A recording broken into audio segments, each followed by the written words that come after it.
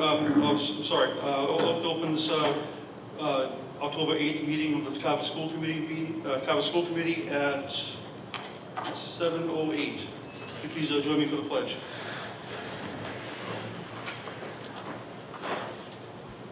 Pledge allegiance to the flag of the United States of America, and to the republic for which it stands, one nation, under God, indivisible, with liberty and justice for all. Thank you, everybody. All right, just a reminder for our committee members they're going to speak for our Zoom audience, to bring the microphone right up close to them and speak right into it loud. Okay, we'll start with comments from the general public. And just as a reminder, the whole of this meeting will be a Zoom webinar. And if people would like to make comments, they should put their name into the chat box. Okay, we have no one in attendance here live with us tonight, so I'll look to Scott and Meredith to see if anybody is raising their hand or writing a comment. Okay, again, so anybody who's interested in making a public comment tonight at this evening's meeting, if you can put your name into the chat, that would be greatly appreciated. Right now, we do not have any comments from the general public. We'll hold the 1 more minute if you want.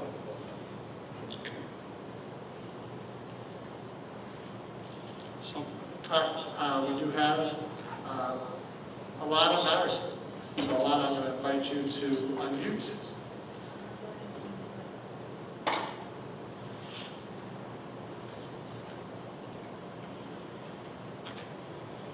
And Alana, you should be able to speak at this time. Hi. I just had a couple concerns about the hybrid system. I feel that it's subpar and it's not sustainable for the working family. We've been forced to hire babysitters for our remote days, and it's a financial burden to our family. I feel that the technology has been hard to navigate through. I have 2 children in the elementary school. Each child's using a different platform, and each child has different platforms within their own grade. And it's hard to navigate. Sometimes they can't get on in a timely fashion, not because we're not on time, but because the technology is not even allowing us to. Sometimes they get kicked off. For example, on Tuesday, my oldest son wasn't able to get on even through class link. So he was offline for 4 hours. So I kept emailing one of his hybrid teachers just to make sure that we weren't the only one, which we weren't. And I just gave him our own work. But this can't go on. You know, education should be essential. It's very frustrating that, you know, we're a safe community. We have 2 cases right now, and I don't understand why we're not in school while we can before the numbers rise. You know, I think it was Governor Baker said as of October 5th, they were opening roller rinks, arcades, trampoline parks, and that's very difficult to hear that these things are open, but schools are not. That's all I want to say. All right, thank you, Elena. We do not have anybody else at this time. Okay. All right, moving on to comments from the eapc. Tom Pinto is going to be speaking for the eapc tonight. And I just got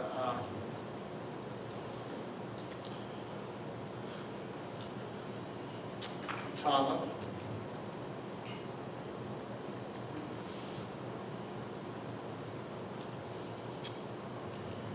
All right, Tom, you should be able to speak.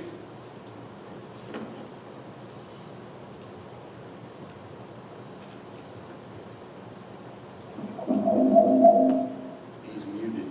What?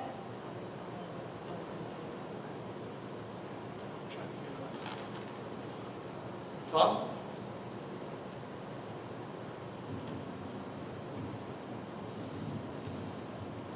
He's muted again. Hi, Scott. This is Tammy. I believe I'm under Tom Pinto's Zoom, which I didn't realize I was underneath his Zoom, so I apologize. So Tammy's I going to said- speak for the yeah. ABCs. I usually use the Zoom link just last. I didn't realize it kept it in that link. Sorry about that. All right, so it's me, Tammy Johnson. I'm everybody on the Carver EAPC Vice President. Sorry, and again, I apologize for the confusion.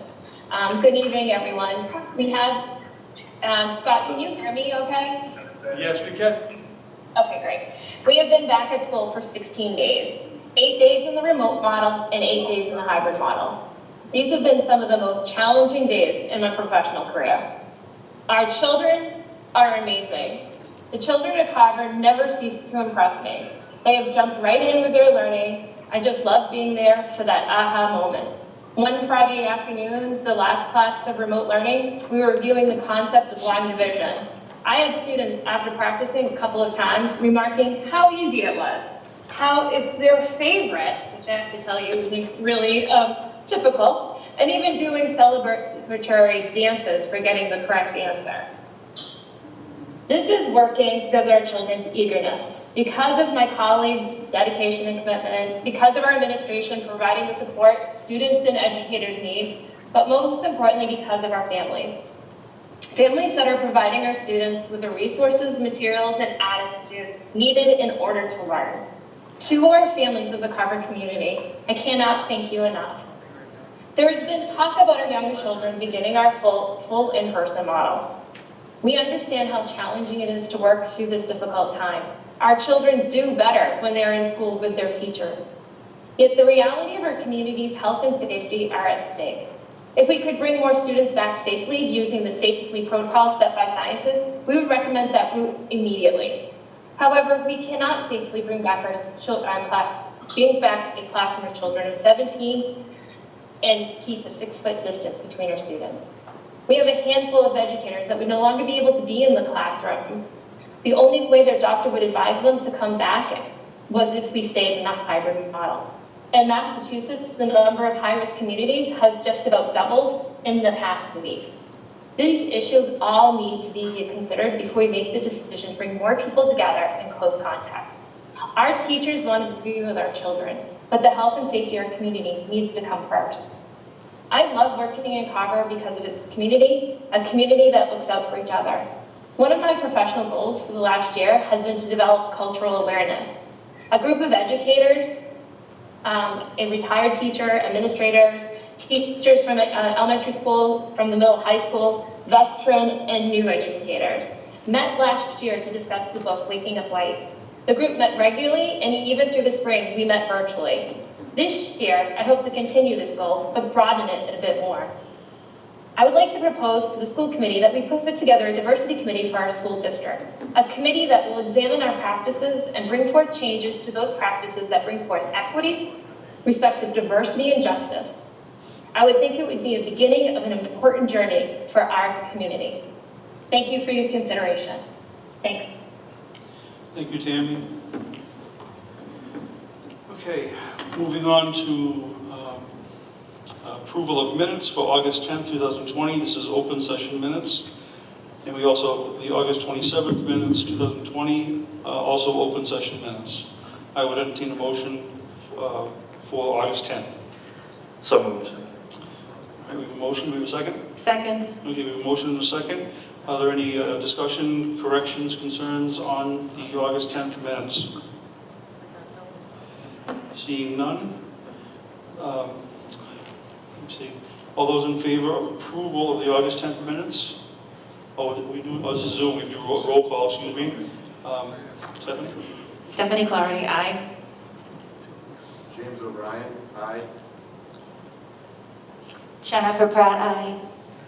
Jason Greenwood, aye. And Andy Cotterelli, aye. Those minutes are approved unanimously. I would entertain a motion for the August 27th, 2020 minutes. So moved. Second. Okay, we have a motion and a second. Any concerns, corrections, discussion on August 27th? Seeing none. Roll call vote. Stephanie Clarity, aye. James O'Brien, aye. Jennifer Pratt, aye. Jason Greenwood, aye. Andy Cotterelli, aye. It's approved unanimously. Now moving on to reports from the superintendent.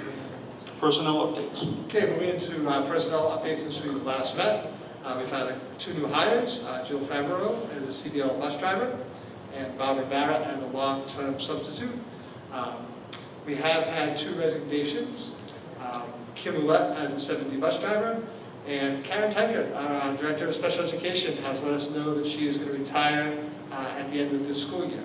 So her retirement will take place 6/30/2021. Thank you. So move on to B, COVID-19 updates. Okay, we'll start by reviewing the metrics that were released yesterday by the state in terms of Carver's numbers and then some of the numbers within the Carver region. So starting out, our numbers for October 7th, our case count, our active case count was under 5. Total positive tests in the past 14 days was 4. Percentage of positivity was 0.76. There has been, as I think Tammy referenced, there's been a small uptick in the region in terms of cases.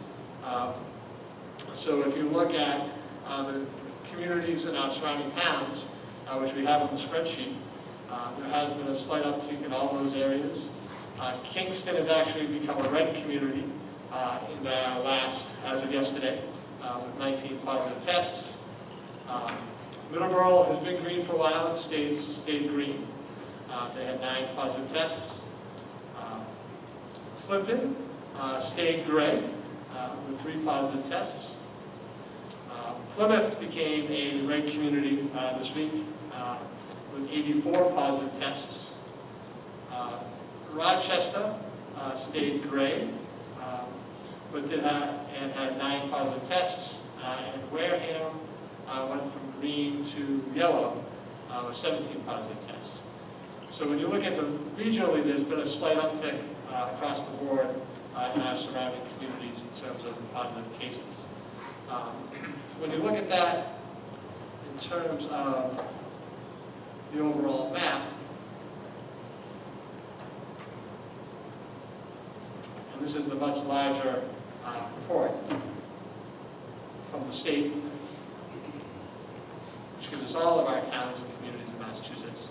And when we've looked at this, we've kind of just taken a look at the map of the communities around Carver.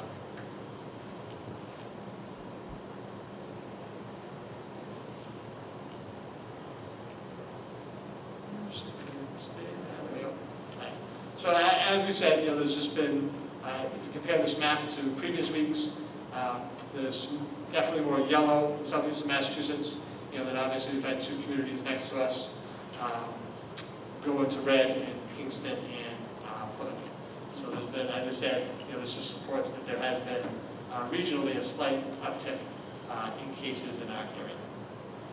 And we're going to look at these on a bi-weekly basis. Oops, I didn't mean to stop the share. I'm just trying to close a couple of notes. Sorry about that.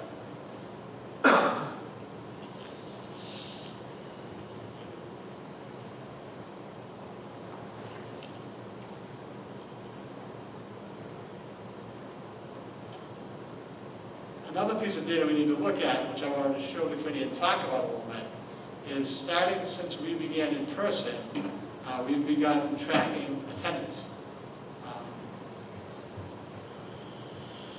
It's a little bit bigger. The audience at home. Okay. So since we started in person, we've been doing daily attendance of students at the elementary school and the middle high school. District-wide, the number of positive COVID cases we've had for students. District-wide, the number of students who are currently quarantined. The quarantine could be because they've been identified as a close contact, and they have to follow protocols of quarantining for 14 days, or possibly that they have been sent home sick and not tested and have chosen to isolate. Because remember, one of the options were if you were sick and you're sent home, you could get a test, and if you have a negative test, you can return to school. If you choose not to test, you're choosing to isolate yourself. So that quarantine number reflects both of those populations. Then obviously we're also tracking staff. in terms of staff that's tested positive, and as I know the community knows, we have had 2 staff members who've tested positive, and staff members who are currently quarantined or following the 14-day quarantine. And this is just a daily count. And my thought process is as we look at transitioning, as we look at data, that this would just be something we would kind of look at bi-weekly in terms of daily attendance in the buildings, number of students who are quarantined, number of students who may have tested positive. I know that some communities are actually kind of publishing this data as like a dashboard on a weekly basis. And this would be data we'd be easily able to publish because we're tracking it daily. So my thought process would be that it would make sense for us to publish this on the website on Tuesday nights and Friday nights. So in the current hybrid model, if we posted this on a Tuesday night and you were in the Thursday, Friday cohort, you would know what the current status was in terms of any staff who's tested positive, any students who are quarantined, any staff that's quarantined, and then same thing on Friday night if you were in the AB cohort. And so in my mind, obviously we could do it weekly. That was my thought. And I was going to ask the committee their opinion. If we posted this data on the website twice a week, the nurses are tracking this and the administration is tracking this on a daily basis. And I was thinking on the posting on the website that we would do it by school. This is district-wide data, but we could do the number of students who are currently tested positive or quarantined at the elementary school, the number of students who are currently quarantined or tested positive at the middle high school, and then same for staff at both buildings, any positives or quarantine. So I wanted to get the committee's thoughts about publishing that data kind of on a bi-weekly basis. We can do it as a percentage as well. We can look at our total number of staff in each building and our total number of students in each building and put that data out to the community on a regular basis. So I don't know if anybody has any thoughts. I don't feel like we necessarily need a motion for that, but that was kind of my plan, and I wanted to get people's thoughts on that plan in terms of publishing this data. Anybody have any thoughts or comments on this topic, on publishing like a Carver-centric dashboard for the schools? I think it's a great idea, and I think it would be valuable information to the community. I think that people would appreciate having access to it. So we can start putting this out as of tomorrow. Anybody else have anything? Stephanie, go ahead. I agree. I think it will be helpful for families in case they're feeling uncomfortable with what's happening with case numbers in surrounding communities. I think it would be helpful for them to have this to make a decision for their own families. So this would be great. Thank you very much for putting this together. And obviously we're also tracking here just overall attendance for our staff. And I'm not necessarily going to put that data on as part of the dashboard. I think we'll focus on the COVID, any positive COVID cases, any number of quarantines. But then, obviously we'll bring this data back bi-weekly to the school committee so we can look at to see if we see any dips in student attendance, any dips in staff attendance for us to take a look at. Okay, great. I think it's a great idea. More information for the community is always a good thing. And, as we, in my mind, as we talk about metrics for transitioning, and if it's okay, I might try to transition into that next discussion item of discussion of transitioning learning models. But I would think that we would just regularly look at this data, and this would be the key data that would just drive decisions of what's happening regionally with number of cases, and then what's happening locally within the community of Carver, and then specifically what's happening within our schools. So how is what's happening regionally and locally impacting what's happening within the school community in terms of number of students who have either tested positive or are quarantined, or number of staff who have tested positive or are quarantined or in isolation. And obviously, we've seen that quarantine number go up a little bit throughout the week, up to 23 students as of today who are currently quarantined. And so I think we can have a discussion about this as a committee, obviously, and I'll take the direction of the committee. I'm reticent to establish hard numbers and say, okay, if we're under 5 cases, because I don't know what that number is. Obviously, we want to stay as a gray community, and we don't want to transition long-term into being, any kind of transition we're going to make to bring more kids into school. I think we'd have to stay, my recommendation would be that we would stay a gray community over a period of time. Obviously, if there's one little bump to yellow, we can take a look at that. And then we would just do a holistic review of all of this data to drive decisions. Unless the committee really was looking for us to set real hard specifics of, okay, if there's more than 5 positive cases in the school, then we're not going to transition, but if there's less, we're going to. Because I don't know, and I'm being very honest in saying, I don't know what that number is. And that's why I'm a little concerned about setting high numbers. In my mind, would just be a holistic look at this data. And then if the committee wants additional data, we can look at additional data. But also, like I said, if the direction of the committee is to set some hard numbers, I'd like to have a discussion with the committee about what would you want the hard numbers to be. Were you thinking about a certain time period of the community staying at a certain level before we advance? Yeah, I'd like to see it stay. And maybe, I see Jason's got his hand up. Oh. And I know we're getting into a little bit of discussion of transitioning learning models, and I'd like to talk about that a little bit. So I guess if I could hold on that, answer that question, that'd be great. Okay. Jason, go ahead. Jason Greenwood. Scott, I agree with not having a set formula, I guess would be the word. Because let's say, hey, Carver has 3 cases, but if those 3 cases are staff members that live in town, that's going to affect our decision. So I think what you said, I just want to kind of reaffirm what you said there. I am a math guy, but in this situation, I don't think we should follow a set formula because we're married to that formula. Thank you, Jason. So do you want to start on Yeah. discussion of transition? Sure. Transitioning learning models? So transitioning learning models. As of right now, as at the end of today, we've had 17 days of school. We did 8 days of full remote, and we've done 9 days of hybrid. I'm committed to analyzing each model and making appropriate changes. I'll be having the first meeting next week in each building to begin the discussions of what we can improve based on what we've learned so far. And that whole idea that I talked about in our last meeting of we had a theory of what we want our hybrid model to look like, our in-person model, and our full remote model. Now we've had the opportunity to practice 2 of those models, and we need to evaluate that, and we're open to making changes or suggestions or changing what's happening. Remember 2 weeks ago, I stated at the meeting that we had a lot of feedback from parents that the remote model was too intense, too much screen time, parents were looking for more self-directed activities, especially at the K-2 level. We heard from many parents that the full remote was not working for the younger students.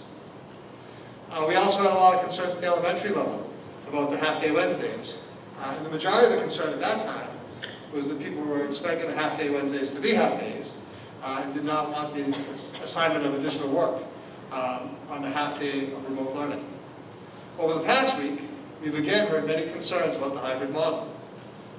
Interestingly, the majority of the concerns is that it's not enough.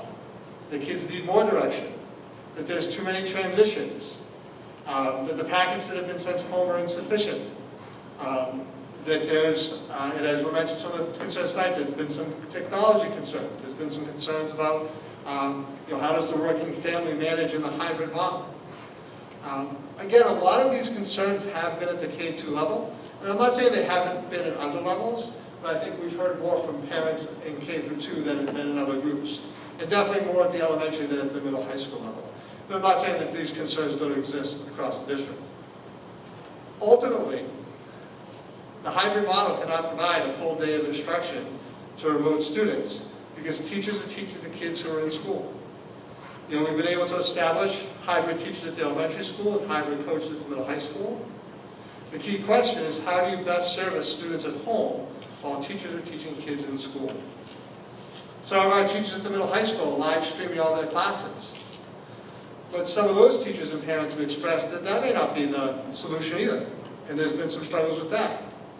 Several of the teachers who are live streaming at the middle high school level are thinking about scaling it back a bit, having kids attend every class, but then sending them off to do some individual work. Mr. Schultz actually surveyed the middle high school staff this year about their perspectives, this week, about their perspectives on live streaming. And actually most of them felt like it was most successful with our older students, our juniors and seniors. And that makes sense to me.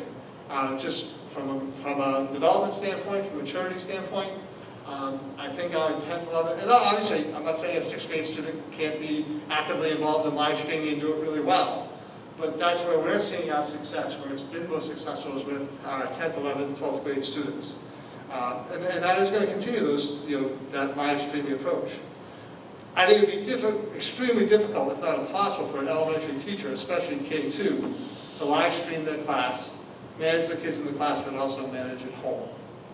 I'm going to get some more information next week during our South Shore Superintendent's meeting. But anecdotally, I've heard that other districts that are working with live streaming at the middle and high school level also have concerns about the effectiveness of this model. So as I said, I'm not sure live streaming is the solution either, because we've heard that from some people in the community, we should just be live streaming everything. I know at the college level, and then in some private schools, they have 2 adults in every classroom. 1 teacher or 2 teachers in an ESP, 1 person working with the kids at home, 1 person working with the class. And they're saying that in some areas they're seeing that live streaming be effective. At this time, that's just not a model we can implement based on our staffing, and we don't have the budget to support that level of staffing to do that level of live streaming. I've always acknowledged from the beginning, from the original parent meetings through tonight, that there would be a loss in the hybrid model. And in many ways, the hybrid model is the messiest. But the trade-off is getting kids back into school 2 days a week. I can say that every parent I've spoken with who's expressed concerns about the hybrid model, I've asked about how in-person learning is going, and their response has been 100% that it's been great. I have not had a parent who's reached out to me about their concerns with the hybrid model to say that the in-person days haven't been outstanding. Being around the kids, being in the buildings, I've seen a lot of happy students, I've seen a lot of happy kids. And I think the 2 days in person are really vital.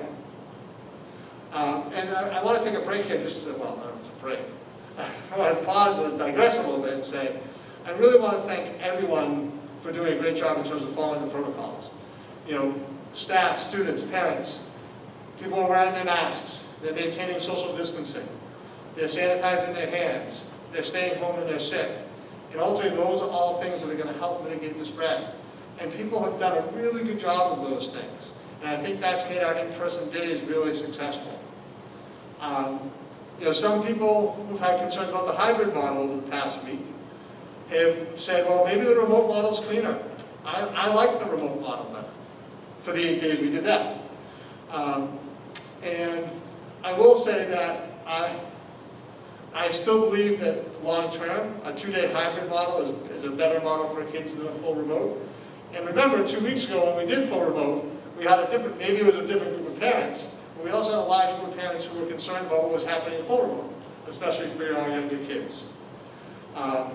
So overall, I think our highest level of concerns have been for our K2 and elementary students. Again, not saying there aren't concerns at other levels. Kids at this age are especially not developmentally prepared to be in a fully remote model. And they're struggling on the remote days. I'm not going to say that they're not, from what I'm hearing from families. Ultimately, I believe the best model is the full in-person model. I think that any other model that's being implemented is less effective for kids. There might be some kids who could strive in a remote model, and we had some students even before COVID who did a lot of remote things because it was the best for them. But really, that's a clear minority. The in-person model is the best model. But in the end, we're balancing the reality of managing a public health crisis in the short term against the long-term effects of implementing a hybrid or full remote model to meet students' educational needs. Everyone's working really hard to make those models as effective as possible. And I want to stop and note this as well. I appreciate all the feedback we've gotten from families and from parents. Not every email or conversation I've had has referenced how hard they believe the teachers are working, but many of them have.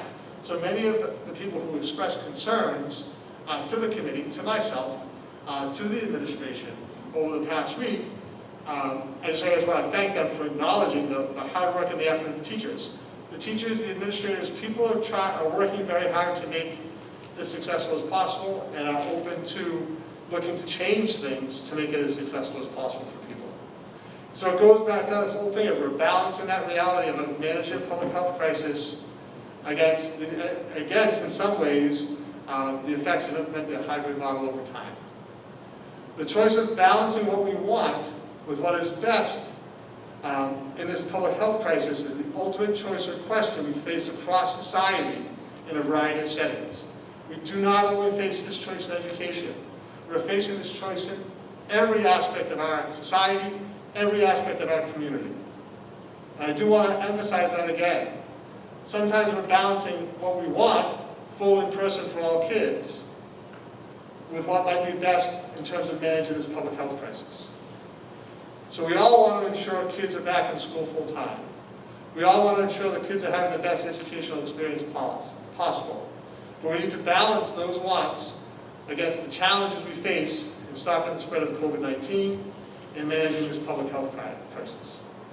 So, with all that being said, looking at the data, looking at where we are, hearing the concerns of the community, I do think that as we look to transition, and I know there's a real interest within the community of Carver, there's a real interest in the committee to look at possibly transitioning, that we would definitely start in terms of our transition plan with full in person with our younger kids, with our students in K through 2. And then as we kind of talked about way back in August, looking, let's have this be successful. And Andy, you asked me the question of how long do we need to be successful in this model. Honestly, in my opinion, 9 days isn't enough. So that's how long we've been in the hybrid model. We've been in the hybrid model for 9 days. I don't know if that's enough. Maybe it's a month. And then we talk about transitioning kids back in November. And then we have another month of being successful with getting those kids back into the building and not seeing an increase in our numbers. And then we have another month. But I can't tonight say, well, I'm recommending that we start full in person for K through 2 in the next few weeks. So that's where I am. That's my thought process. That's my overall big picture. I guess the only other thing I want to add on to this is we have to remember that once we transition into any in-person model, we're giving up 6-foot social distancing. So once we're in person, that's the key point. Well, for the younger kids, they don't have to, K-1 don't have to wear their masks in the classroom. A lot of kids wear masks. We see kids with masks on all the time. Second grade required to wear their masks. So if we're looking at K1 and 2, the second grade would be required to wear their masks. All our other our cleaning protocols would stay in place.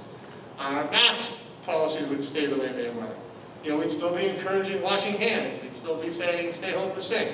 So all those other pieces of what we're doing would be in place. The one thing that we'd be giving up in a full in-person model, which I think has really been the crux of a lot of this discussion, is the 6-foot social distancing versus the 3 feet of social distancing. So in that full in person, wherever we go with that, and whenever we move in that direction, everyone needs to acknowledge that that's going to happen. So, that if there was a case, and this is projecting, if there was a positive case in the classroom, you're going to have more close contacts because people are 3 feet of social distancing. That's a reality. There's no way around that. And we've had some positive cases with not an extended number of close contacts. There were close contacts with our positive staff among students and among staff. But that was limited because we've been following the protocol of maintaining the 6 feet social distancing. And the whole close contact piece comes down to 6 feet of social distancing, less than 15 minutes. And we've been really focused on that in terms of our interactions within the school community. Once you go to an in-person model, that 6 feet of social distancing is gone. So with any positive case, your close contact number is going to expand. So people just have to be cognizant and realize. I know people know this, but I just want to emphasize that point again.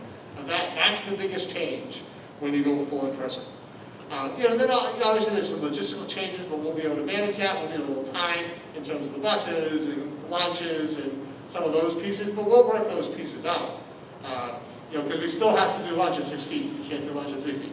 So lunch has to happen at 6 feet. So we'll have to work out what that's going to look like. We have to keep 6 feet on the buses because that's the rule. There's no 3-foot exception for that. So we're going to have to work those pieces out as we make the transition, but even if it was a month from now, we have plenty of time to do that. We'll be able to meet that standard. It really comes back to the community accepting that shift. And then what could possibly be an impact of that shift of, if there were positive cases, having an increased number of close contacts. And I think I've said what I can say. Thank you very much, Scott. That was very informative. I really appreciate your efforts on that. And that is the biggest stumbling block, is the 3 feet distancing that we face. The state says it is allowable, given the town's models based on the color chart they give us. But that's a question that we have to discuss as a committee and get input maybe from the community if they want to move forward. But I mean, we have 9 days of hybrid now. I think, in my own personal opinion, I think Jason had a good point that if someone in the town, if the town has a positive case, I don't think that should necessarily affect the schools if it's not in the school. But I'd like to get your thoughts, the committee's thoughts on that as well. And also, our next meeting in 2 weeks, if we're still at gray with no positive cases in the schools, I mean, that would be 19 days. It's almost 20 days without, going on almost 20.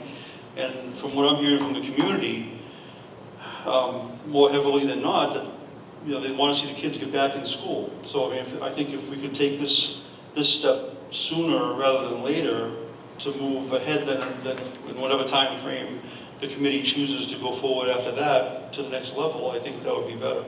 That's my personal opinion, but I'm curious to hear what the committee thinks on this as well. This is a random side comment, but I'm hearing that people are struggling to hear at home, so just wait, except for Scott, so just make sure we talk loudly. Just lean into the mic. On that note, I also have heard from a lot of parents that are just really concerned that we need to get the kids in more, and I want to do it, and I want to do it in a safe manner though. I agree with Scott that I think we do need a little more time and data, but I don't think it's out of the realm of possibility that potentially at our next meeting, assuming metrics stay, metrics stay good, cases stay none to very low, that we could potentially discuss a date or realistic time frame. Yep, James? Andy, I'm going to put a couple things in here. Scott, could you bring that map back up for me again from the state with the colors on it, please? So I wish I could show you this map I'm looking at. And I also have a question to this, because I'm trying to find data and I can't find accurate data. And I'm trying to find out who actually is back full for school. And from what I see from the data that I can find, there are 2 districts. And that's from like Springfield East. So you're talking about 2 districts that are in full. From what I can see, I'm not sure if that data is accurate yet. I'm having a hard time finding it, but I think maybe knowing who is. Can you look at, in terms of putting, do you want me to just put this? No, yeah, that's the one I'm talking about. You'd like to have us find out who's in person? Yeah, I think it's important. I think we number one, we need to make this serious. We do. Everyone's talking about coming up with a plan, but that has to be more than an idea. It has to start to evolve, and I don't see any reason why it couldn't start to evolve in some way tonight, because we don't have to pick dates and times, but we've got to let people know that it's not just an idea, that it is a real thing that we're looking at. But in the same sense, I think, we got a great letter, I think, near the end of just either today or yesterday that gave a different perspective about the idea of hybrid and how things are going. And with the point of the map that I'm looking at, there isn't one district that's not fully remote or hybrid around us at all. And if you take a look at this map behind us, it didn't look like this a couple weeks ago. Right. There was not that much yellow. There was no red around us, and none of that was there. So as comfortable as we feel in our gray, it's creeping, and we're surrounded by color now, which we were not before. So although it may seem like everything's okay because everything's great right now, you're talking about risking our staff as well as our students.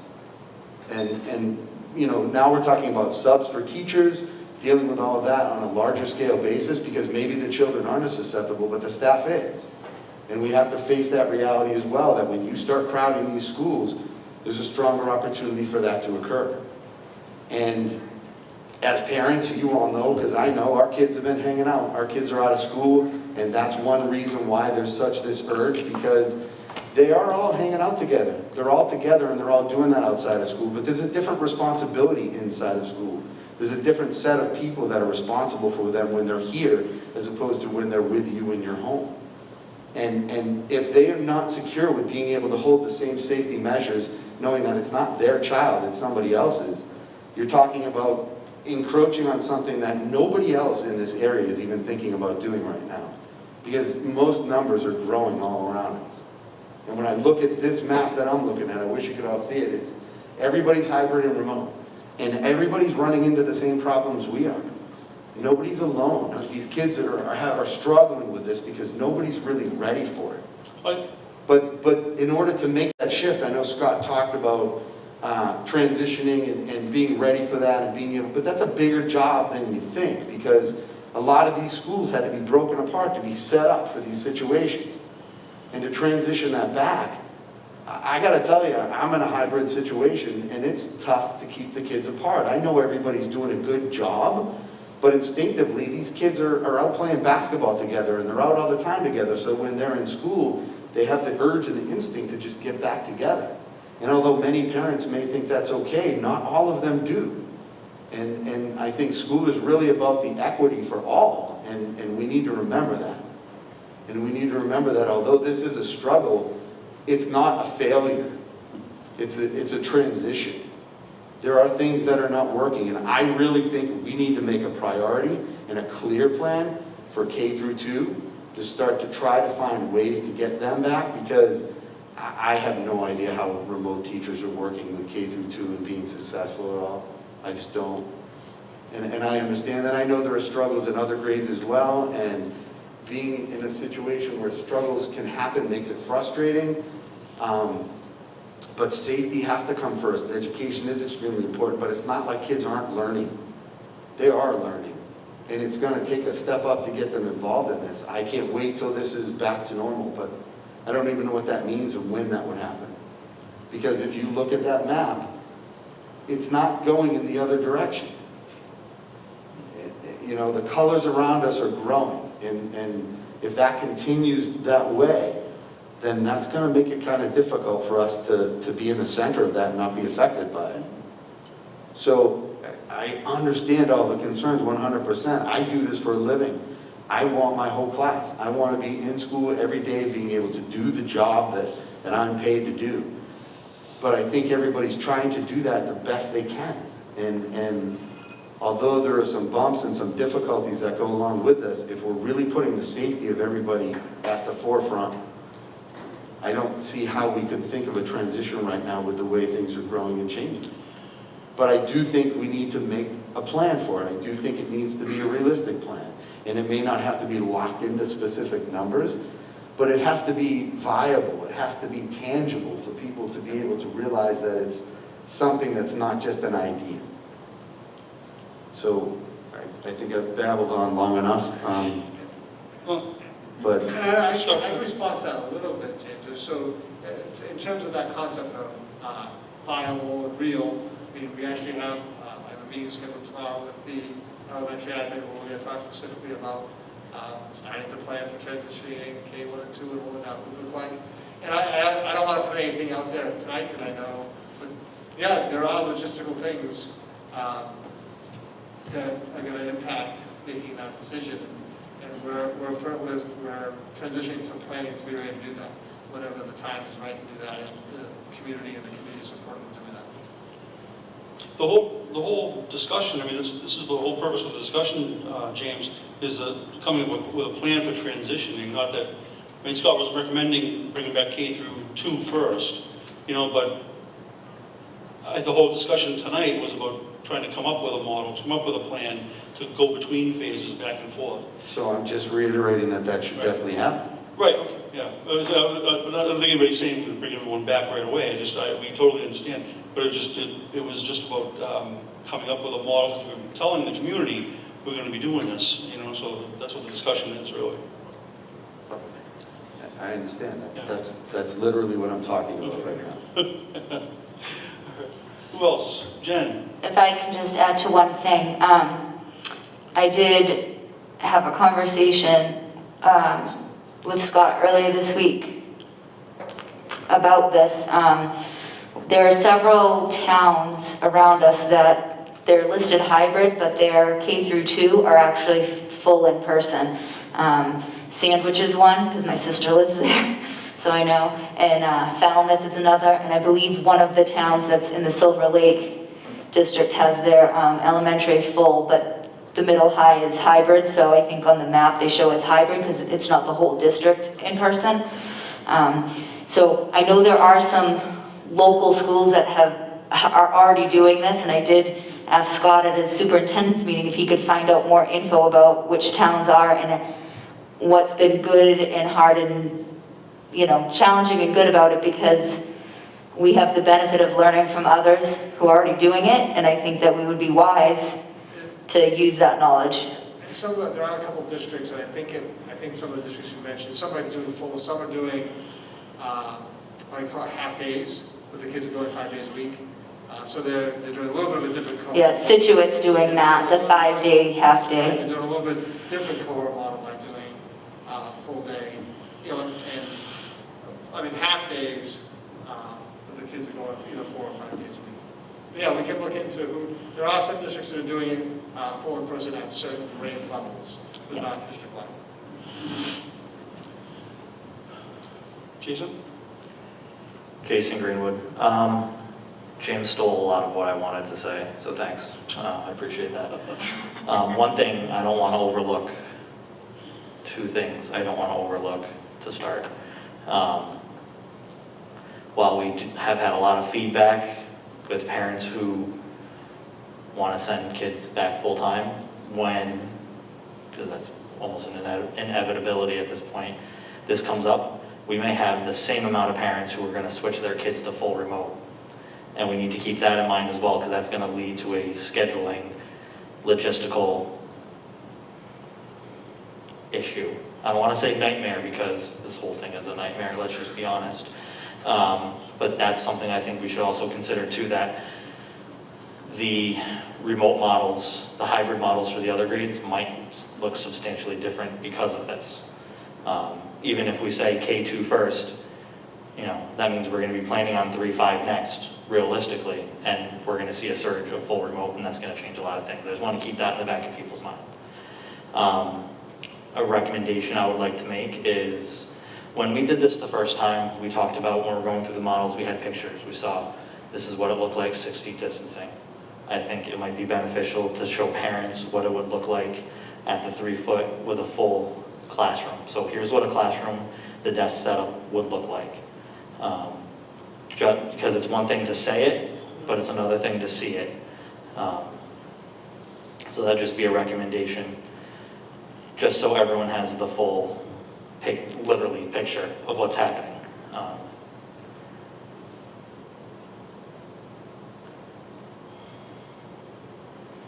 I'm only hesitating because I'm deciding if I want to say this or not.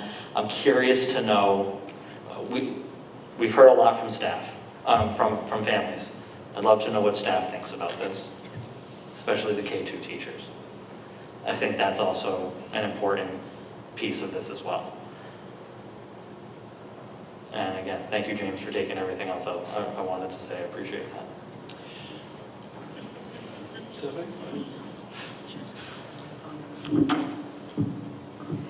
Stephanie Clarity. I will say that great minds think alike.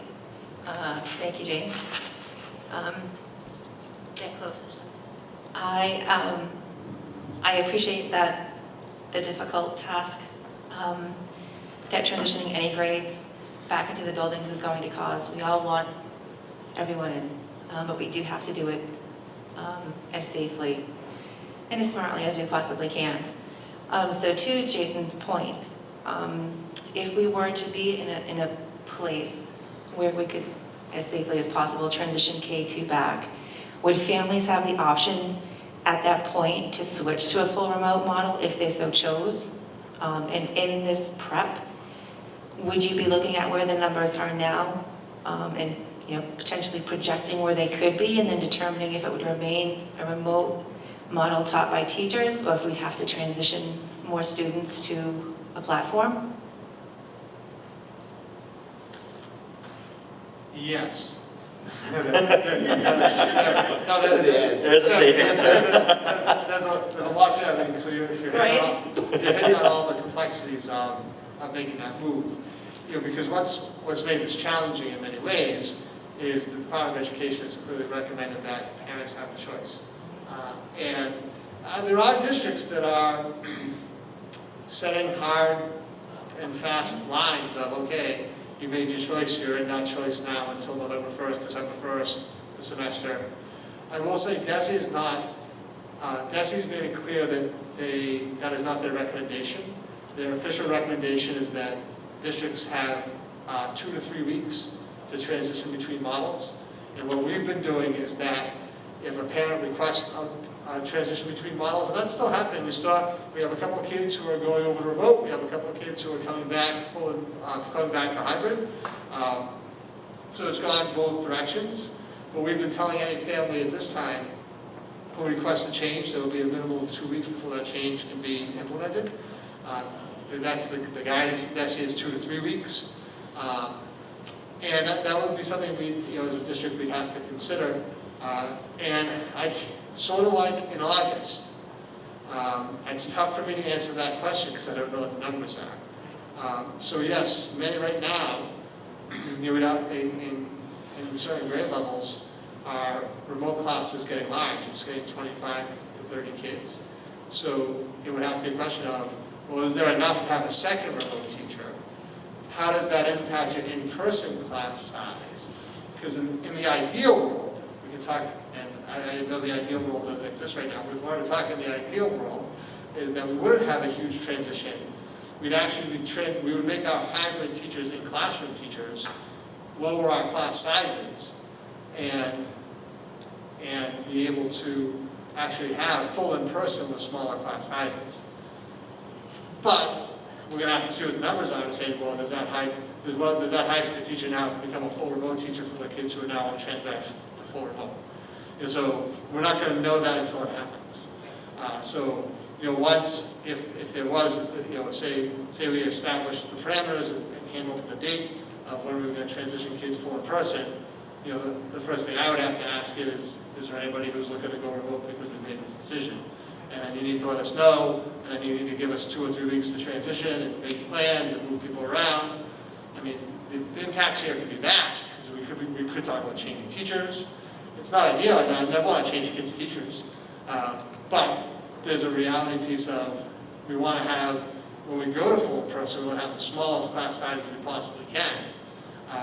And we want to utilize our staff to maximize and meet the needs of our kids without possibly putting them on a platform and balancing all those things out. And yeah, we're going to have to make some decisions over that time that could result in, as I said, kids' teachers being changed. Possibly if you select to go remote, not being able to have the Carver teacher be the remote teacher. Those are all possibilities. We'd have to look at it and play it out based on what the numbers dictate. Thank you, Scott. I know that that's a very complicated question, a very complicated answer. I just wanted to bring it up so that folks at home could understand that this is truly complex and that we all agree that we would love to see all the kids in school full time, but unfortunately it's not the reality we're living in right now. So thank you for the information. James? Scott, I'd like to put a request in then as you evaluate through this that, I don't know how any teacher is dealing with 30 kids in a remote class and successfully trying to make anything happen, particularly in elementary, but almost in any grade level. Yeah, our largest one is actually 6th and 7th grade right now. So, Yes. But to the point, if there are transitions that happen, I think you really need to look at supporting the remote platform as much as we can, because I think regardless of how teachers are dealing with that, it's clear that students are struggling with the remote platform. It's very clear that families are struggling with the remote platform. And I think the more support that that platform gets right now, because whether we go back full in person and then remote is still going to stay and may grow a little, or however it ends up working, that remote platform is, for lack of a better term, a weakness that socially, not just within our system, but in general, even with Wi-Fi and connections, there's struggles with that platform. And I think it's really important that we support that platform with the best possible scenario that we can, because we're asking kids and families to take on a lot in that home environment and to be able to do that. And if we're not ready to transition back to where everybody is back here, and I think there needs to be some sense of structure towards that idea of it, that minimalizing the class sizes for the remote and lessening that should be a focus, because I think that's probably the hardest area to get to, because regardless of how a teacher may feel their success is being, students aren't, and there's a struggle with it, and I'm not talking across the board. I know there are great successes that are going on, but clearly that's an area where there's the largest concern. Okay, thank you, James. So we still have the question, Scott, are you still looking for a recommendation for weeks to transition for what the committee's view is for that, or do you want to wait further information on? I mean, I could come back at our next meeting with a recommendation of the timeline and plan. Does anybody have any recommendation of weeks at our town staying at a certain level, COVID-wise, before we would transition? I feel like making a recommendation would almost be tying us down to something right now, if that makes sense. Can you repeat that, Jason? I feel like making a recommendation to saying a certain time frame is going to tie us to that time frame. I'm nervous about that. Unless we make a motion to do something, I don't think we should just recommend something. If we're going to do something, let's do it. But I don't know. I don't think.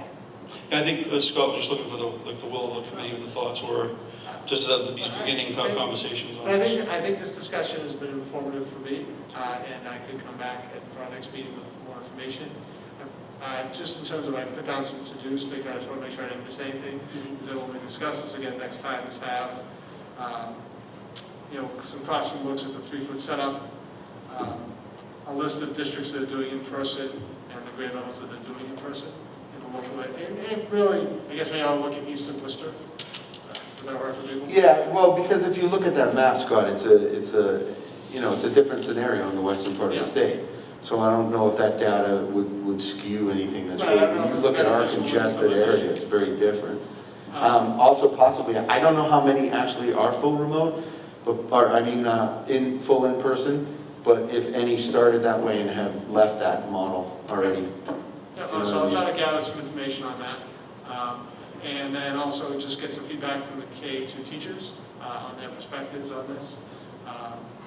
And then obviously, James, we were just talking about more as we were to transition into a fourth person, to make sure anything that we had a redesign or shift in terms of staffing and personnel, that we make sure we're keeping appropriate staffing and support, and maybe even extra support for the students who are fully remote.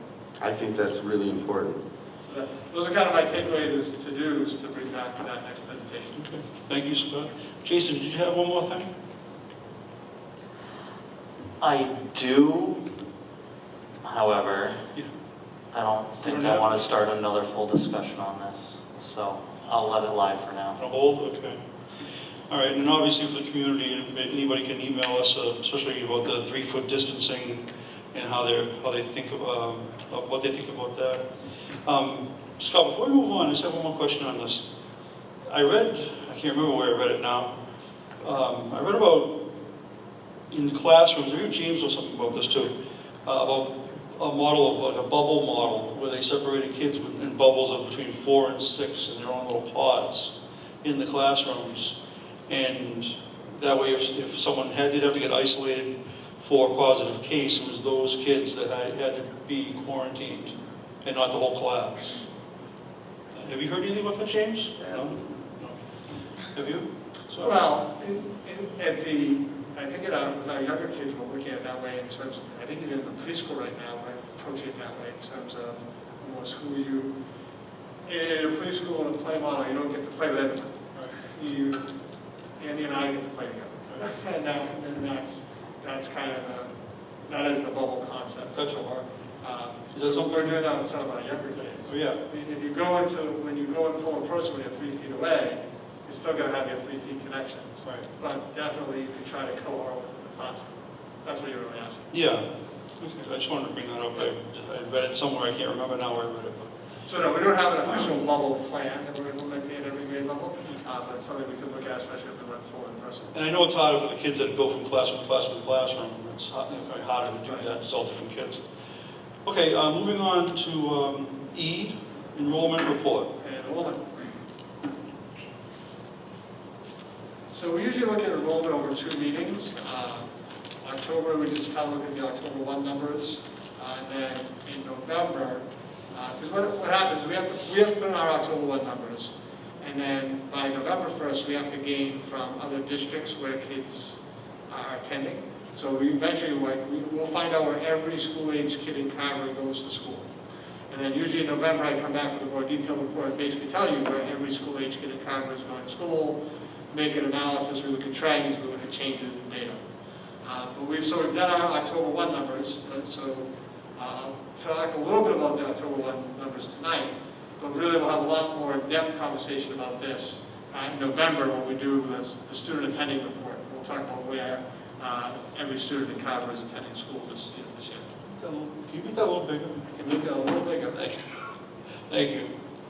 Okay. Did you bring my glasses? So, just as a general overview, our total enrollment is 1,501 for October 1st, which is down 96 students from last October. As I said, we're going to finalize where our other students are attending. In November, I'll do a much more detailed presentation. There's really been 2 big changes in our enrollment that's led to our decrease of 96 students. Number 1, our kindergarten enrollment for this year is only 99 students. Last year it was 127. Typically it's between 125 and 130. So we're down 28 students in kindergarten. This is not a Carver problem. This is, I shouldn't say problem. This isn't only happening in Carver. This is happening throughout the state of Massachusetts. Ultimately, students don't have to go to school until their age of 6. And there are many families in the COVID scenario who have made a decision to not enroll their kids in kindergarten.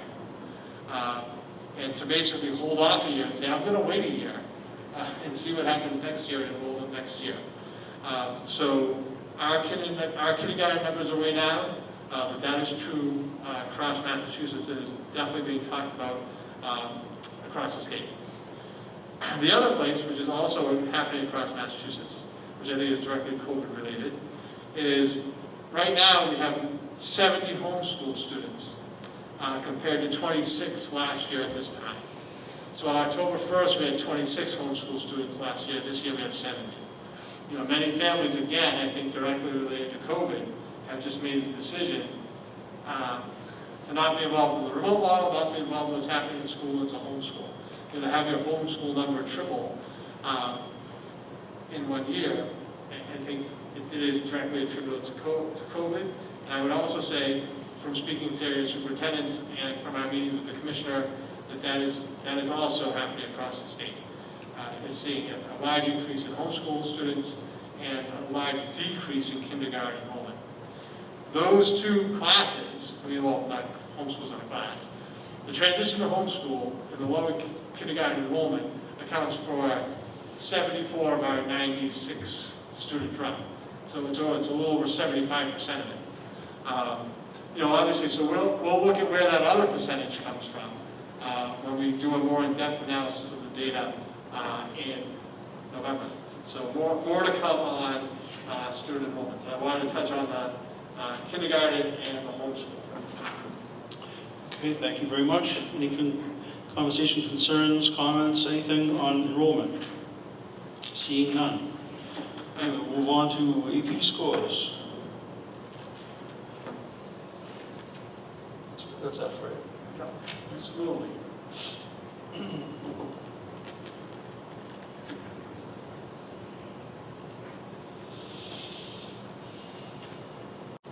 So, historically in October is our day-to-day kind of. We look at, AP scores, SAT scores, MCAS scores. But last year, the only one of those that happened was AP. So there's no MCAS scores to look at this year. People might be happy about that. There's no SAT data to look at. Though I do want to mention again that we are actually, that was actually a huge concern that many students didn't have the opportunity to take the SAT in the spring. So we are offering the SAT here at Carver Middle High School next Wednesday during our off day. So we will be administering the test. That's actually a national SAT day across the country. And so we'll be administering it in school. So there won't be students in school next Wednesday, only to take the SAT exam at the middle high school. And I think we have somewhere around 70 students taking it. So it's actually a good opportunity for students in the spring. But I'll take us through our AP data. And we have to acknowledge the AP test was also different than it's been in the past. It was a shorter test, it was 90 minutes, it was done virtually, kids did it at home, online. So a totally different assessment. And the test was optional. Generally, historically, in our school district, if students were enrolled in an AP course, the expectation was they would take the AP exam. It was actually made optional. So we made a decision to make it optional. That was the decision most school districts made. So our total number of test takers was down, not because our AP enrollment was down. Some students just made a decision not to take the exam based on the situation that was happening in the spring. And so we always do a comparison from the year before, but our numbers went way down. We had 83 students take 145 AP exams in the spring. 97 scored a 3 or higher. An AP exam is scored 1, 2, 3, 4, or 5. 3 or higher is considered a qualifying score. In many state colleges and universities and many private colleges and universities, they'll accept a score of 3 or higher. Every college has their individual choice on that. Some accept a 4, some don't accept any scores, some accept all of them, some accept 3s. But you have to have at least a 3 to have the opportunity to have that score accepted as a college course where you earn 3 credits in college after taking the AP exam. And that's totally dependent on what college or university you end up attending. But 3 is considered the qualifying score. So we had 67% of our students score 3 or higher on their exams. And obviously you see the comparison to the prior year, 2019. I just wanted to note here, we did have one student through a virtual course that they were taking virtual computer science AP. Hopefully that's a course we're going to be able to offer here through our computer science pathway in the future. But we had a student last year who just did it on their own through VHS, I believe, through virtual high school. And that one student did score a 3 or higher on their exam. There's no graph for that one. I have graphs for the rest of the exams, but no, we don't have the graph for the one student who took computer science AP who wanted to note it. So I'll just take you through the courses we offered and our score comparison over time. Historically, we've looked at over the past 5 years, and there's 3 lines on all these graphs. The red line is the Carver score, the yellow line is the state score, the blue line is the global score. The AP exam is given across the world, that's why they give a global score and not a national score. And obviously our goal would be to score above or at the global and state level. So we'll kind of go through each of the exams, and then you see the trend over history on specific exams. So in biology last year, we had 75% of Carver students scored a 3 or higher, 75% at the state level, so we matched the state level, and the global score was 96% scored a 3 or higher on the exam. Calculus AB has been a real strength for us. So we had 84% of our students score a 3 or higher on the Calculus AP exam, compared to the state average of 67% and the global average of 61%. And you can see over the last several years, this has been a consistent area of strength for us in terms of our scores. Same thing over time, if you went back 10 years, language and composition actually has always been an area of strength for us as well. So the language and composition exam is an English exam where 86% of our students scored a 3 or higher, compared to 72% at the state level and 62% globally. Literature and composition, this is the second English exam. In literature, we had a 77% scored a 3 or higher, compared to 73% at the state level and 60% globally. Environmental science. This year we were a little below the state level. 58% of our students scored a 3 higher, 62 at the state, and 53 globally. European history. 86% of our students scored a 3 or higher, 69% at the state level, and 60% globally. And AP European history is a little bit of a, I want to just note that for us, this is a sophomore exam, and most exams are pretty typical for a grade level. So calculus is generally seniors, AP language is generally juniors, AP literature is generally seniors. There are some exams where it's kind of a spread across. AP European is one of those exams that some schools offer at the 10th grade, some schools offer at the juniors, some schools offer at the seniors. So you really actually, you have a cross-section of high school students who take the AP European exam. And for us, it's a 10th grade exam. So that's a strong score for our 10th grade students in comparison to across the board. AP Physics, we had, obviously this year was a little bit of a low score for us. We had only 11% scored a 3 or higher, compared to 57% for the state and 52% globally. Psychology, AP Psychology. Another exam that's offered at different grade levels, anywhere from sophomores to seniors take this exam, depending on the school you're in. Ours is generally juniors and seniors. We had 70% of our students score 3% or higher, compared to 78 at the state level and 71% globally. AP Stats last year, we had 33% score at the 3 or higher level, 63% compared to Massachusetts, and 59% globally. And our last one, U.S. History. U.S. History, we had 86% score 3 or higher compared to 73 at the Mass level and 59% globally. We did offer a new AP course last year for us. So we did offer AP Music Theory. That's why there's no lines in the graph. So it was our first year. Obviously, we'd like to see our scores improve a little bit in this area, but it's the last year in AP Music Theory. Obviously, very tough first time offering an AP course, then going to a school closure at the end of the year. Probably wasn't a great setup. And so obviously, we'd like to see our scores be a little stronger here, but we had 14% of our students who took AP Music Theory score 3 or higher, compared to 80% in Massachusetts, 67% globally. Now, the other thing that's important about AP exams is just students participating in them. We're always looking to increase our percentage of students who are taking AP exams. Ultimately, the AP exam is supposed to be analogous to a freshman level course at the college level. And that's why colleges offer a credit. Many colleges offer credit for students who get a 3 or higher on their AP exam. So you want students to be taking challenging, rigorous coursework. You want to see them score effectively on those exams and do well. That it's good preparation for them for that transition to college. So we're always encouraging and pushing our students to take AP courses. We have many students, juniors and seniors, who will take 2, 3, 4 AP courses and take that really challenging course load. So I appreciate the kids who are involved. This, in terms of the individual data, obviously the teachers get this. The teachers get, in July, they actually get course analysis, so they get the breakdown of each of their students, areas of strength, areas of weakness, which lets that individual teacher look at those courses and think about how they can modify and improve their instruction to improve student performance over time. So that data goes directly to the teachers who are teaching these courses. So from the global perspective, from the big picture perspective, we had a couple of areas where our scores were a little low, but overall, I think there was a strong showing and a strong set of scores for Carver Middle High School last year in our closure in the spring. But obviously, everyone took the same exam, as always.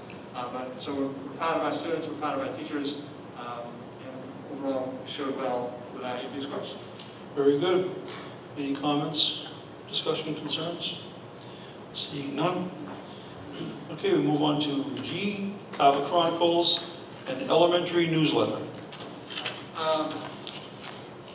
I just want to take some time. First, I want to just recognize that the Carver Chronicles goes out weekly at the middle high school, goes out to the entire community, generally sent it to the school committee. Ruby does her newsletter. She's been trying to do it like a bi-weekly basis. It doesn't always come out every week. And what my thought was, I wanted to just show the committee some pictures of the kids in school. Well, what's it look like with the kids being in school? And I said, you know what, actually quickly going through the Chronicles and the elementary newsletter that came out today might be a great way to show the committee some pictures of kids in schools. So I'm not going to read every picture of this, not going to go through each piece, but I just wanted to take a quick look at it. And in these 9 days we've been in school, as I said, they really actually have been, the school days have been really positive. I've got a lot of positive feedback on the school days. I know that fuels that fire to say, let's get people back in full time. That overall, it's been some great experiences. And the kids have really adjusted well. There's always those questions about concerns about how the kids are going to do wearing their masks. Do they want to wear their masks? Is that going to be a battle and social distancing? And every, as James said earlier, the kids are kids. And they're going to get close to each other. They're going to do that. But people have been ultimately respectful, responsible, responding to any feedback given by staff in terms of those things of social distancing and masks. Masks have really been a non-issue. So we haven't had real problems with students in terms of not wanting to wear their masks. So those things have just gone really well. So like I said, I figured I'd share some things from each document. So Carver Chronicles, they did spotlight on two of our new teachers, Senora Bacca-Galubi and Mr. Ford, high school math teacher and Spanish teacher. They always do a student spotlight, which I think is outstanding. So this week it was Aaron Mullen as an 8th grader and Shay Grimes, a 12th grader, with the student spotlights. And then this is what I wanted to show you, is Crusaders in and out of the classroom. So the newly formed ACE program went outside on Thursday and Friday to practice what they've been learning in their classroom. Students practice changing car tires, jump-starting a car, putting windshield wipers on, some real practical life lessons for some of our students in the program. That's good. And also, you do it outside. You'll see there's a lot of outside pictures in here. A lot of fathers will be happy to see that. So this is Mr. Cullen's class, collaboratively analyzing the line of the American Revolution digitally outside using their Chromebooks, staying socially distanced. So this is another picture of them outside socially distancing. So this is Waylon, our new biology teacher, outside with her B group cohort for zoology. And the weather's in general cooperated, except the wind keeps blowing down our tents. We've had a couple of windy days. But the teachers have really been trying to, when those opportunities arise, get outside with students and really focus on those whole concepts of social distancing and those pieces. Mrs. Young has a blast getting into her Algebra 1 class online. So this is actually from one of her remote days. Mrs. Young is actually also live streaming some of her classes as well. And we just have students in and around the building, outside, wearing their masks. Our intensive special needs students participating in gym, adaptive PE. Mrs. Russell was one of those students in that picture.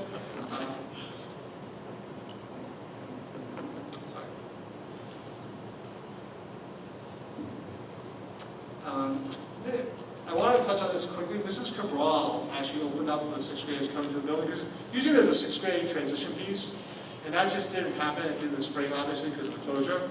So Mrs. Cabral actually set up individual small group tours and had 6th grade families sign up for them and come in and tour the building before September 28th, before we did it in person. And she was just raving about how well those tours went and how some great conversations she had with some of our 6th graders coming into the building, and some of the great discussions she had with families. So there's just some of the pictures of the kids who were involved in the 6th grade tours. That's great. And we're getting down the end. I think that brings us to the end of some of our pictures. Okay. And then we'll do the same for the elementary newsletter. which actually I believe went out today or yesterday. I saw it was out on Twitter today, and it was out yesterday. So again, just enjoy these pictures of our students getting back into the routine of learning both in and out of school.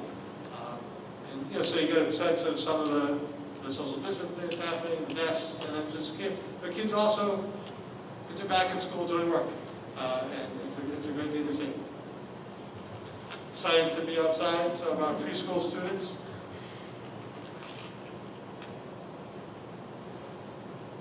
Yeah, so those are all from our preschool classroom. Kindergarten.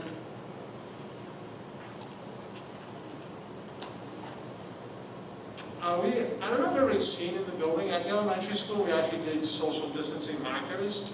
So the hallway is divided, but there's also the 6-foot social distancing markers on the floor throughout the building. So you can kind of see those red highlights all down the hallway. And it just gives you a sense a little bit of what kids look like in the class. And we also did not want to forget our remote students, as James was mentioning earlier. So we have some pictures of these are some of our 4 remote students. And whether we're learning at home or in school, we love our Carver Coyotes, and I'm proud of their hard work. So there's a whole section here from our remote students and Very remote good. teachers. That's great.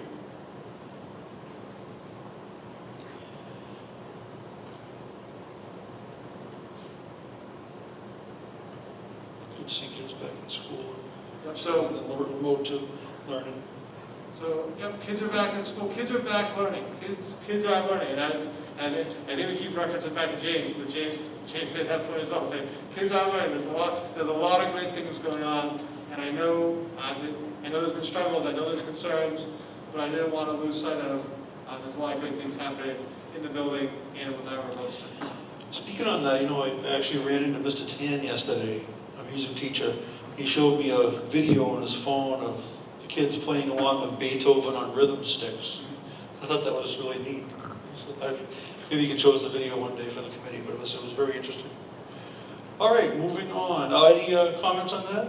Nothing? Discussion? Okay. Thank you, Scott. Okay, recommendations from the superintendent. So, in our last meeting, you asked me to take a look at my student learning goals, so I revised the student learning goal, and be looking for a committee to take a look at that and approve it. I'm struggling with this.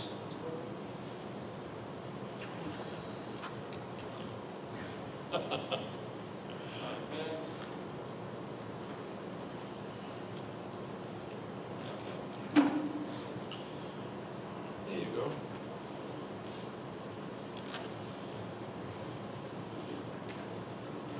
There you go. There's stuff. There you go. That's good. Not for me anyway.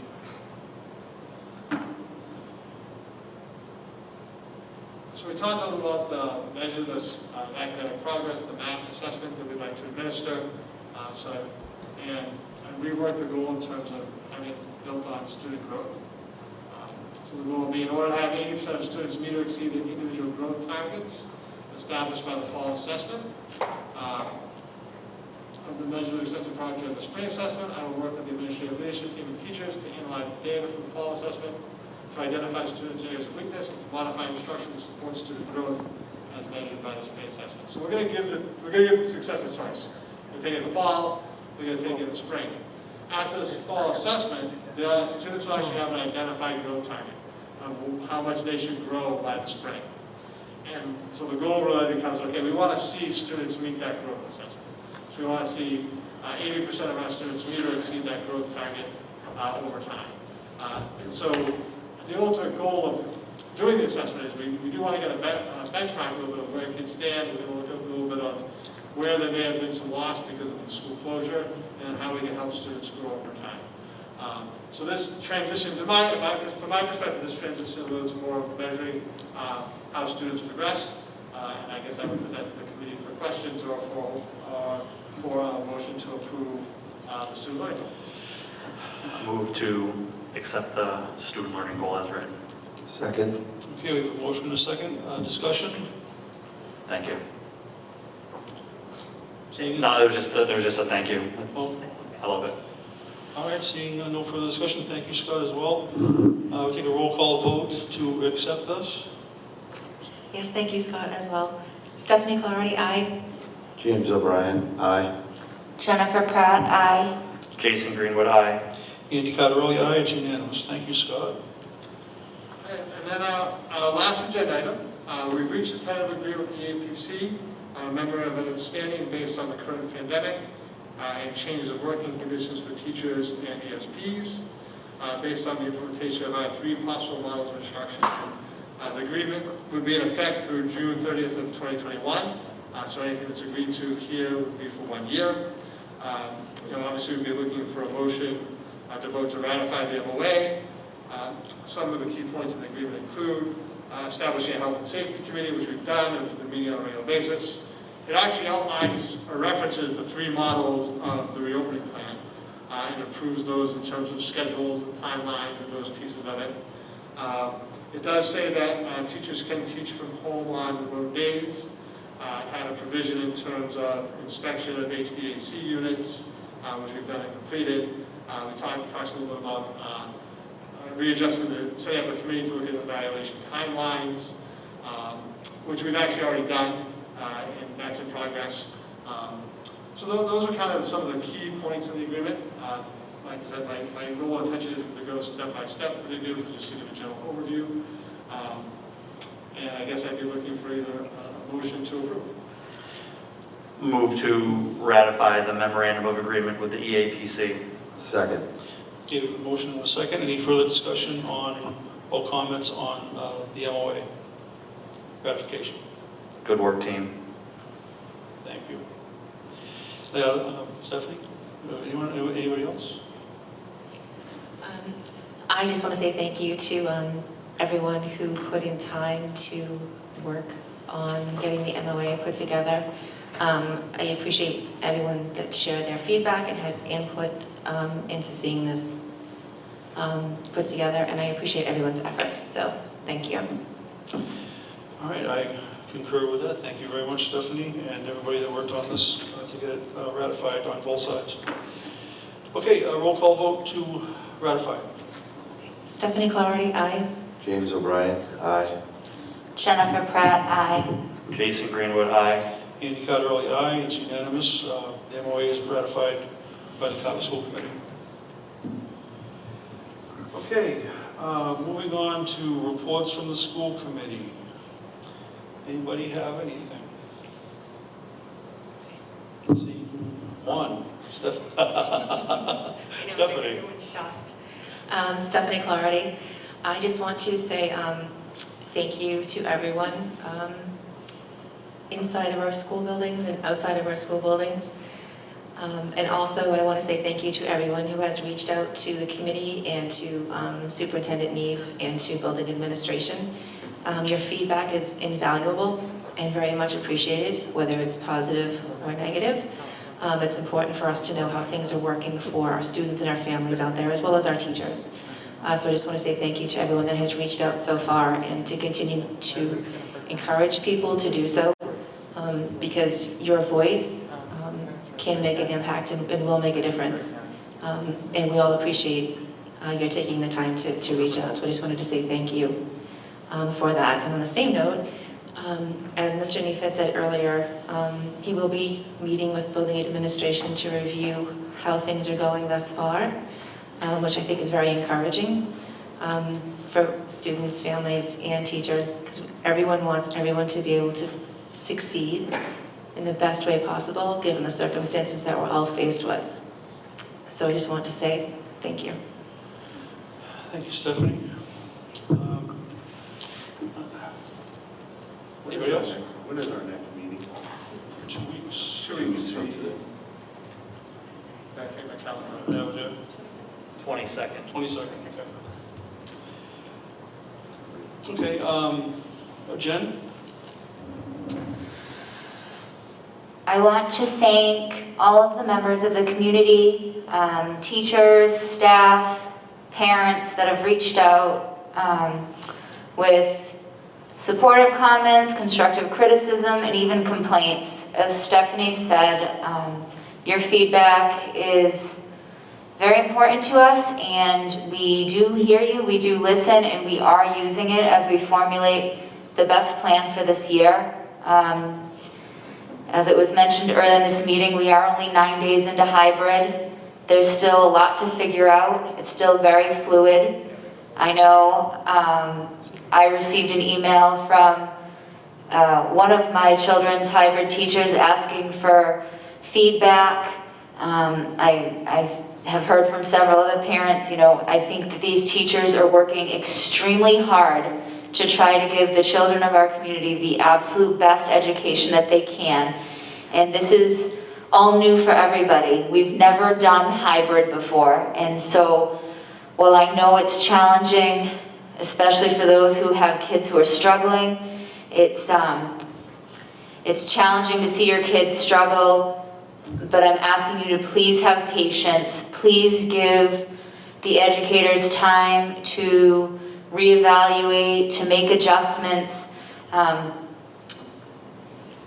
While we had planning time, everything looks better on paper and in a plan, and when you put it into action, you figure out what doesn't actually work, what does work, and what needs modification.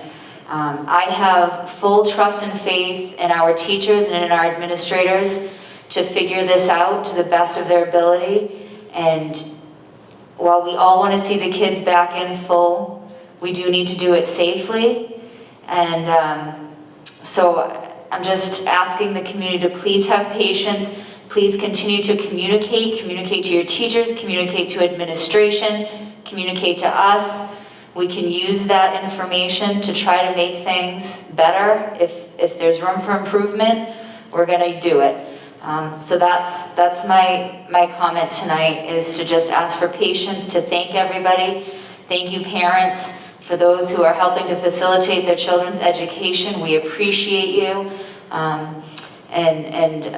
think that our school staff has done an amazing job so far in working through transitioning models and getting kids back in school 2 days a week. And so I just appreciate all that's been done. And let's keep going. Thanks, everybody. Thank you, Jen. Okay, everyone else? I also would like to thank everybody involved in our reopening, and it is good to see the kids back in school, and for those participating remotely as well. I think it's important, as James said, to not forget them, and we definitely won't. I'd also like to say personally that our staff members and people in the community dealing with COVID-19, my thoughts and prayers are with you. And I know it's a scary time when that happens, even if you're going for a test. I just wanted to mention that as well. And also, for everyone to have a great Columbus Day long weekend this weekend. All right, I would entertain a motion to adjourn from open session to go to executive, not to return. Move to adjourn to executive session to discuss strategy with respect to collective bargaining or litigation. If an open meeting may have a detrimental effect on the bargaining or litigation position of the public body, and not return to open session. Second. Okay, we have a motion and a second. Roll call vote. Stephanie Clarity, aye. James O'Brien, aye. Jennifer Pratt, aye. Jason Greenwood, aye. Andy Cottarelli, aye. It's unanimous. We are adjourned at 8:41. I'd also like to thank everyone at Area 58 for taping this for us tonight, or broadcasting this for us tonight. Thank you, everybody, and have a good night.